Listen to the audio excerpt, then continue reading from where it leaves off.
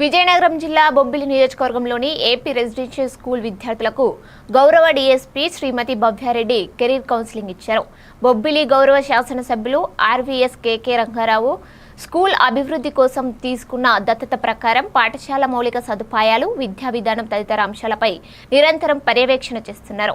DSP విద్యార్థులకు చదువులో శ్రద్ధ, క్రమశిక్షణ, చెడు మార్గాలపై దూరంగా ఉండడం, మత్తు పదార్థాల ప్రమాదాల గురించి అవగాహన కల్పించారు.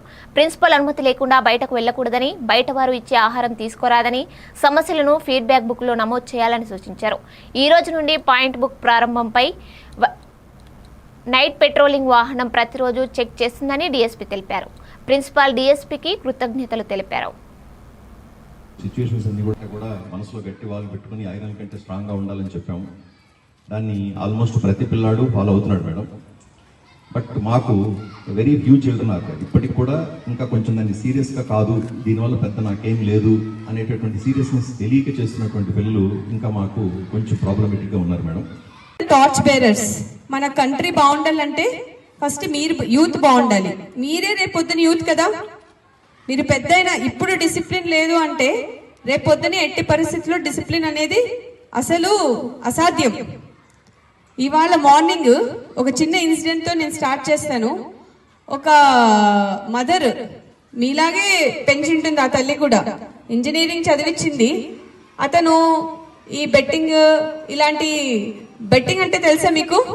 అందరికీ అవగాహన ఉంది, చూసారా? Betting is the most dangerous game. మీ దగ్గర 1 రూపీతో స్టార్ట్ చేపించి అలా బాగా డిసిప్లిన్ ఉంటే మనకు ఆటోమేటిక్ గా ఎడ్యుకేషన్ అనేది ఏట్లేదు. బాగా కష్టపడితే ఎడ్యుకేషన్ వస్తుంది. Discipline is most important then education. అంటే మనం డిసిప్లిన్ గా ఉన్నామంటే ఆటోమేటిక్ గా మనకి ఎడ్యుకేషన్ అనేది వస్తుంది. ఏం పర్లేదు. ఫస్ట్ డిసిప్లిన్ గా మళ్ళీ మన టీచర్స్ కానీ, మళ్ళీ మన పేరెంట్స్ కానీ, ప్రతి వాళ్ళకి మన చుట్టూ ఉన్న వాళ్ళు మనం రెస్పెక్ట్ ఇస్తే వాళ్ళు మనకి రెస్పెక్ట్ ఇస్తారు. ఇలాంటి ఎన్నో విషయాలు మనం మేడం దగ్గర తెలుసుకున్నాం. మేడం, మేము మా స్టూడెంట్స్ అందరూ బాగానే ఉంటాం మేడం. ఏదైనా తప్పు చేస్తే మేమే చెప్పేస్తాం మేడం. ఎవరు తప్పు చేసినా ఒకటి. పిల్లల్ని వేరే వాళ్ళ దగ్గర కొంచెం ఏడిపించడం కానివ్వండి, లేకపోతే పర్మిషన్ లేకుండా ఒక్కోసారి బయటకు వెళ్ళడం కానివ్వండి, మేము అప్పటికే ఎడ్యుకేట్ చేస్తాం.